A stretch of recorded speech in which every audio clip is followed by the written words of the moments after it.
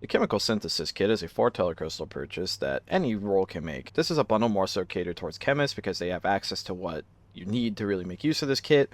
Scientists will be able to research the ability to make chemicals, and Salvage could find the stuff. Any other role is going to have a much more difficult time with this because you're basically going to have to ask science or chemistry for help in order to actually make full use of it. But anyways, we'll buy the bundle.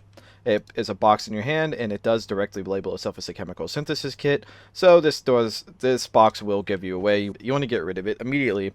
Inside the box, there are 2 small beakers, a dropper, chemical analysis goggles, which let you see the type of reagent in any container or whatever the reagent is on the ground. This alone can make it really useful. Say there's reagent slimes walking around and one of them happens to be a nocturine slime. Well, if you kill that slime, you can literally harvest its blood for nocturine, and these goggles will make it much more apparent that what chemicals are. So the chemicals analysis goggle does have some application for getting chemicals easier regardless of actually being able to synthesize them. So there is extra value here purely because of these chemical analysis goggles. I, for example, around about a month ago, did not buy this item, but I had chemical analysis goggles, and I learned that there was a mix of Lexorin and nocturine on the floor. So I mopped a bunch of it up and put it inside hypopens, and I just kind of murdered everyone that I needed to for my kill targets. And that was really useful. So that is one part of it. And reminder, it's only 4 telecrystals, so that alone is a good deal. And inside there are 2 Vestine vials, an empty vial, and stimulants. Stimulants are just, they make you run faster, give you some stamina. It's only 15 units, so it doesn't last that long. But Vestine, I think it's Vestine, but is a new reagent. Well, newish, it's been in the game for a little bit. And Vestine is required to make some of the most dangerous chemicals in the game. I'm just going to go to the chemical part of the guidebook, and I highly recommend that you do this. In order to figure out what Vestine is used for, you can just type in Vestine. And in the guidebook, this is somewhat of a guidebook tutorial, it teaches you every single recipe that requires it. So Mutoxin takes 2 parts Vestine. Nocturine takes only 1 part Vestine. That means you can make 60 units of Nocturine with 1 4 telecrystal purchase, so for example, if you buy the synthesis kit, you can actually make 60 Nocturine for 4 telecrystals, and that would normally cost 12 telecrystals to get that much Nocturine. So you can save 3 times the amount of telecrystals if you want all Nocturine. That's very powerful. You can make stimulants, which you can get about 120 units of stimulants, which again is actually a really good deal. The problem is these are auto-injectors, so unless you steal a hypo spray, you will have to syringe yourself with 15 minutes at a time, but you'll get a lot of it at least, so maybe a mix is recommended. Lexorin is probably one of the best things you can make with this. You can make 120 units of Lexorin. Lexorin is the most dangerous chemical in the game. It does 10 air loss every half a unit. Air loss is asphyxiation and blood loss, and I will show you why this is so powerful very quickly.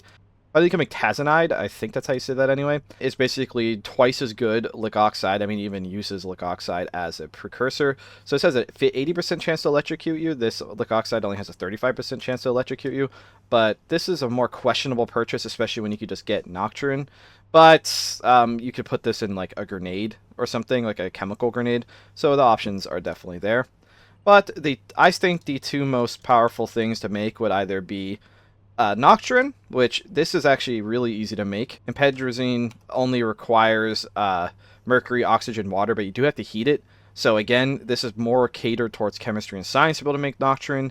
And Lexorin requires a lot of precursor stuff. It requires Heartbreaker, which is a chemical that requires 2 more precursors, which requires Dexilin Plus, which requires precursors.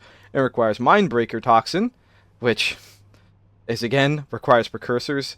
You definitely need a chem master to make this, so again that kind of alienates how hard this is to exactly do on your own, but if you do have access to it, you can make Lexorin. I'll just show off why Lexorin is extraordinarily powerful and might be the strongest thing you can individually make, because this is the most unique thing you can make with it. I mean, otherwise you could buy Nocturine, you could buy stimulants, you can make lick oxide. That one's questionable of how useful it is. But anyways, we're just going to do a quick showcase of Lexorin. I'm not going to show how to make all these chemicals. I'm just showing you how to use a guidebook. There's no point in watching me click the buttons on screen. You yourself can just click the buttons on screen when you're actually making this stuff. So we have made our Lexorin in a 30 unit vial, which you can use your spare vial for this just to carry with you. It doesn't directly name itself. It is always a pungent chemical, and it's red. But the best thing I think you can combo this with, other than a hypo pen, is a hypo dart. Hypo Dart is an unremarkable dart with 7 units of reservoir for reagents, so you could just buy the Hypo Dart, and in your hand it doesn't have any direct indication that there's anything wrong with it. It doesn't even mention that there's chemicals. It just looks like a normal dart. But if you take your vial and just left click the dart twice to put 7 units in it, that's all it takes is 7 units. This is a Death Squad member. This is the strongest armor in the entire game. It isn't even acquirable normally, but they're basically invincible to everything. With one dart, I just have to throw it at them. The second with a Lexorin dart contacts anyone at full HP, they are guaranteed to fall into a critical state.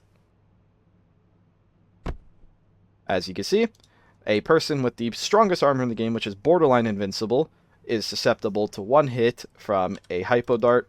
And I'll just show you on a slime crew member just for a double example. This is a human, this is a slime.